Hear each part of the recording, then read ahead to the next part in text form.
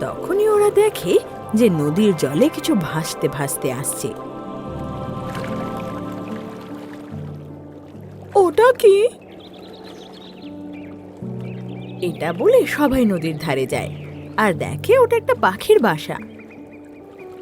ওর ভিতরে এক নবজাত ময়না শুয়ে আছে। মন্টু বাঁদর